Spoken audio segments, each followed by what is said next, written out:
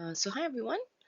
We are looking at Cold War again, specifically the reasons of Cold War, but we are going to do it based on pictures or pictorial to make it a bit easier for you to understand the bigger concept of Cold War. Of course, we always start with the definition. All right, so what is Cold War? Cold War is basically the rivalry that developed after World War II between United States and the Soviet Union, as well as their respective allies. I think that is very important. You must always remember that is actually a rivalry, and that rivalry comes from the three reasons that I will go through. Okay, so for reason why there was Cold War, it was really definitely the end of World War II and the impact of Europe. Okay, so if you look very carefully, when Hitler died, what was the impact that he left? And we obviously know that USA and Soviet Union became enemies because there was no longer Hitler. All right, so the mistrust was always there even before World War II. Now, the second picture actually tells you about how Europe was actually recovering. And if you look very carefully at the background, this was in most parts of Europe, be it France, be it even parts of Germany, be it even, of course, in Great Britain. And Europe was actually recovering, and they were only bothered about survival and recovery. Hence, the two superpowers that survived was naturally Soviet Union as well as USA. So they were the one that took the lead in actually sort of molding what was going to happen after World War II. Now, in the third picture is actually um, this particular bear which represents Soviet Union. There is also this eagle which always represents USA, and you can see from picture 1 here it says that irresponsible statements, and in picture 2 it says deepening suspicion. So it does show you the tension that was created, and you can see that there is this gap, right, between the two, I would say, two small hills like that. All right, and it created this divide between the two countries. So one of the most important reason for Cold War was really what happened at the end of World War II and the impact on Europe. Okay, so every time there is a star at the corner, it is actually for you to also refer to your notes and to copy some of these main points. Okay, so what happens to Europe then? Okay, so you can see from your um, notes, it's not colored, but you can see from here that this entire red color is basically what we call uh, Eastern Europe, includes Soviet Union. Okay, this is the capital. You have Poland. Now, if you look very closely here, you have East Germany, Czechoslovakia, Hungary, Romania, Bulgaria, and obviously they are red because they all subscribe to communism. Okay, whereas the green color here are what we call Western Europe or Western allies, and they are very much supported by USA. Now, beige are areas or countries that is sort of neutral, they are not really involved, or they play safe. Okay, now what can you see between the colors? It's very obvious. There's red and predominantly red and green.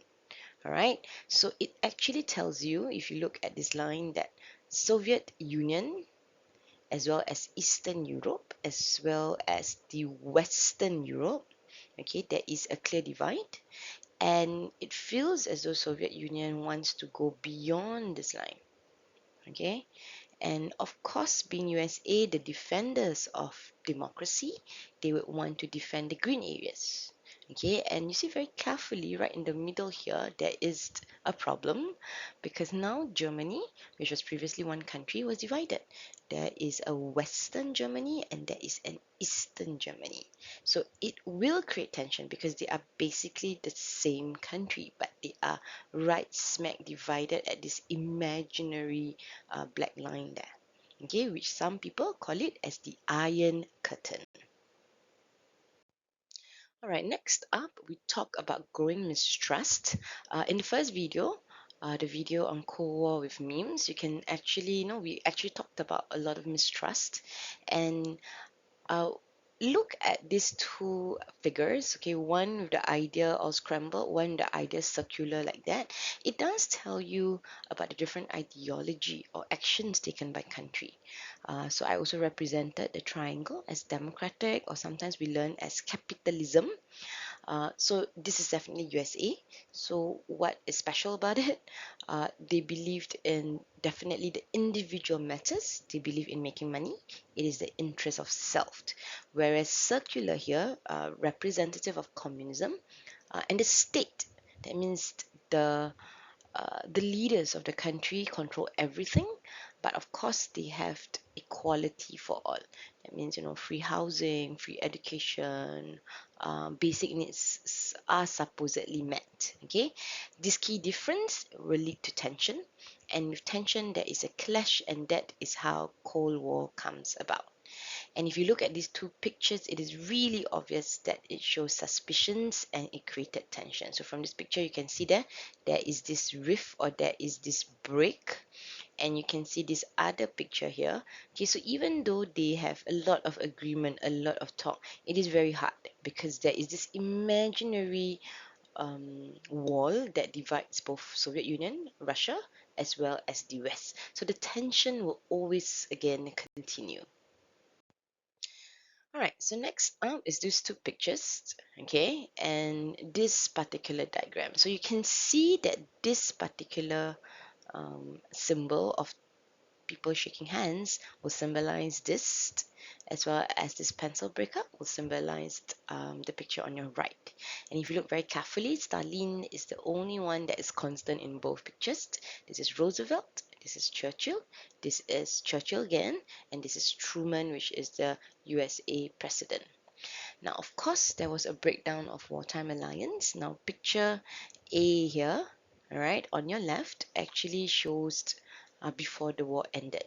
Now, the three leaders, Soviet Union, USA, and Britain, they came to discuss what to do with Germany specifically after World War II. And in this conference, it was called Yalta Conference, and there was many things that they discussed, not only about Germany, but they discussed about other countries, what to do with Japan later on, what to do with the countries after war ends. Okay, and this was in February. All right. In picture B, it was in July, and it is called the Potsdam Conference. You can see that the leader of America is different, and of course, leaders being different, the way that they think will also be different. All right, so different leaders at different time. Now, at this particular meeting, which was after World War II in July 1945, USA actually had a secret weapon, or what we call the upper hand. They actually have discovered, and they have launched, and they have tried out this atomic bomb. But of course, they didn't share this information with Soviet. Why? Remember just now we talked about mistrust, okay? And of course, it caused Soviet to feel suspicious. Was USA targeting them next after using the bomb in Japan? So because of this, it was really, really very hard to sort of have um, good relations with the two. All right, USA as well as Soviet Union. I mean, there was this constant mistrust. I think that's one of the other main reason why Cold War sort of started. Okay, so the next few clips are actually just pictures to show you what happened between this particular wartime alliance. So for example, you can see here Yalta Conference, and actually in between, Germany was the one that defeated in May. All right, so they met in February, Germany defeated in May, okay, and they met again in Potsdam. And in August, all right, literally the American dropped the nuclear bomb, and it changed how war was actually being uh, conducted moving on. Now, next is a representation of superpower rivalry. You can see on one side is a bear, which is obviously communist, that is being caged, and then on the right side, you see a bear that is trying to escape. Okay, so what does this bear represent? In this first part, because there is this fear, right, that communists would actually expand, this bear influence would spread. So what did USA do? Okay, USA tried to contain the bear, and USA did it through a policy called containment and Truman Doctrine. Truman is, of course, named after the US president, uh, the picture that you previously saw.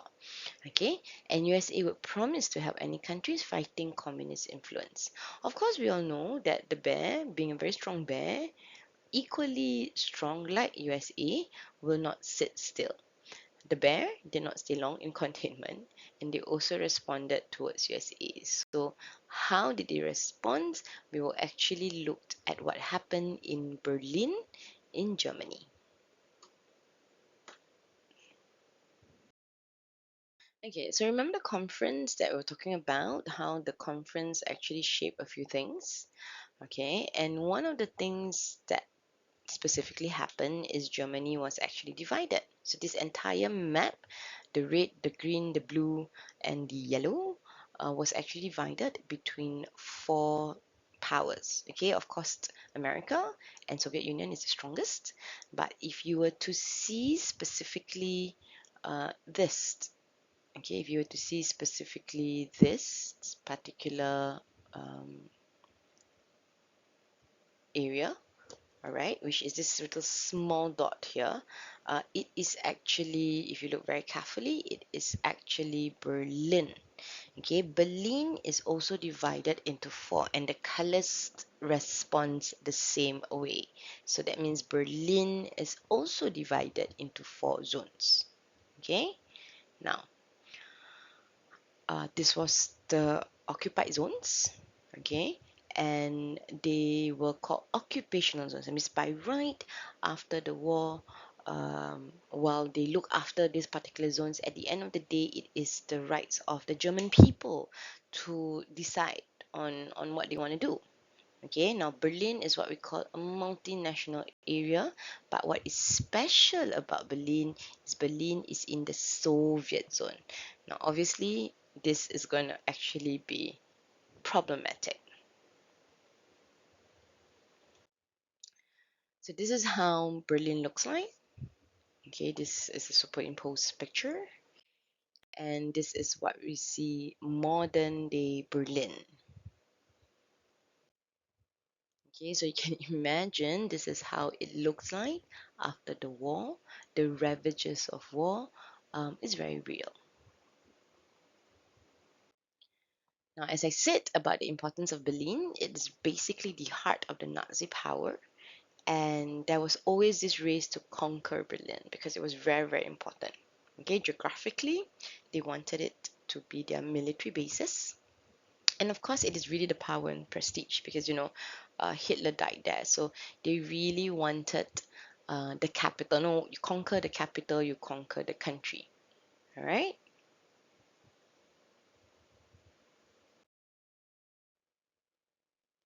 So what happens is, okay, this green, blue, as well as orange zone sort of decide to actually form together. Okay, meaning they actually decided to turn all themselves blue, meaning they come together, they decide to sort of band together. I mean, it makes more sense because they're all democratic powers. The only power that is communist is here, Soviet Union. Okay, so in June 1948, they decided to merge the zones and they call it West Germany. And Soviets, of course, will refuse to end their occupation or their, I would say, their looking after East Germany. So already there's tension. Now, I also want you to pay attention to this specific Berlin. You can see that Berlin, which is right smack in Soviet Union zone, is also blue. That means technically the people here can go out of the Soviet zone through transport. They really can do it to transport through rails, buses, cars, planes, if there was planes. Okay, they could go out here because this part is called Western Berlin. Western Berlin and Western Germany are the same. Okay, whereas Eastern Berlin and Eastern Germany is conquered or is actually protected, all right, or occupied by Stalin. Okay, West, East, and then you have West Berlin and you have East Berlin. Okay, now remember when I said that this blue color area was actually decided upon and they sort of put together all the land? Obviously, it didn't make Stalin very happy. Okay, in fact, Stalin was always asking, what should Stalin do? Now, West Berlin was a window to the west. I really like this gift, okay, this picture. And the Western Allies had invested heavily to help Western Berlin recover. Okay, and they showed that those in Eastern Germany the standard of living in the West. So literally, Stalin was really scared of a lot of people in the East who wants to go to the West. Okay, Stalin then decided to force the Western Allies, okay, out of West Berlin, meaning he blocked, okay, all this Britain, France, and America from entering Western Berlin. How did he do it? He literally just blocked, and then he says no one can enter. So it looks something like this. Imagine a bear literally just coming close and trying to say no, any other people cannot enter. And in June, Stalin blocked all routes in and out, so you literally had no way to go in, whether it is through any kind of transport, whether it is through small boats, rail, or road. Okay. Now, how about this Berlin, the West Berlin? Okay, um, West Berlin was also cut out. Okay, and if you see very closely this part, okay, later on this particular tension will cost, all right, the building of what we call the Berlin Wall. Okay, so if you were USA, what can you do? All right, if you were given options, how should they react? So is it the Western powers, the Allies, USA give in to Stalin's demand? Right? But it would also mean that there'll be people in Western Berlin who would actually starve. Is it invade? So something becomes an armed conflict. They just ended World War II. Why not just continue the war? Or thirdly, I fly the food in or the supplies in. Okay, and it obviously will require a lot of cost. So which would be your best option? You can think through and try to explain your option. Okay, so in the end, obviously, to cut the story short, uh, America as well as the Allies chose number three, and this is what we call the Berlin Airlift. So President Truman, again, which was the US president at the time, decided to avoid the blockade by flying in food and other supplies to the needy people of Western Berlin. So specifically, okay, they really flew supplies, all right, and it was really interesting where Stalin couldn't do anything because he couldn't shoot any of the planes. If he shoot the planes, it really is pressure on him.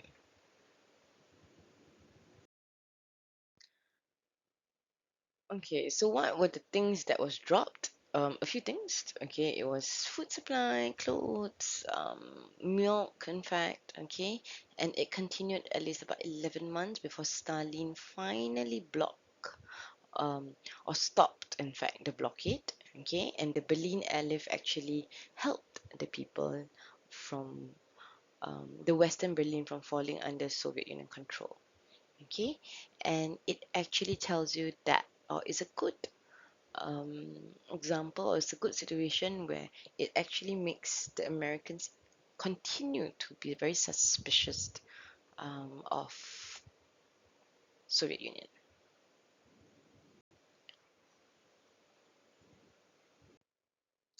So impact, okay, Stalin again called off the blockade, right? But it actually highlighted the division between the East and West, and it made the division even more permanent. So that means Berlin blockade was a start to actually shows that USA and Soviet Union will continue to actually fight all the way until the early 1990s. And of course, Germany now is being split between West and East Germany.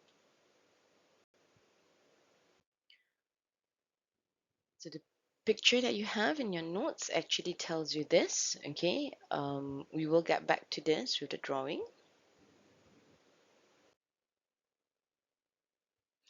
And of course, okay, because of the incident, and if you remember the incident, where's the incident? The incident is here, all right, East Germany, West Germany. It created the birth of NATO.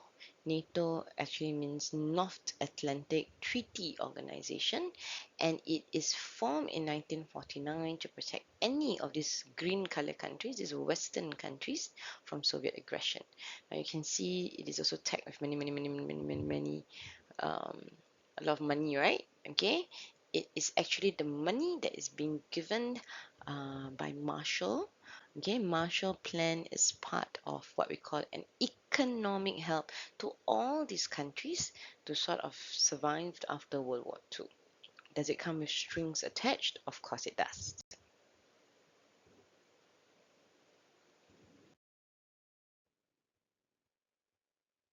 Now moving on, if let's say just now you saw USA had this plan, right, which is called NATO to help Western countries in Europe, or Western Europe, in fact.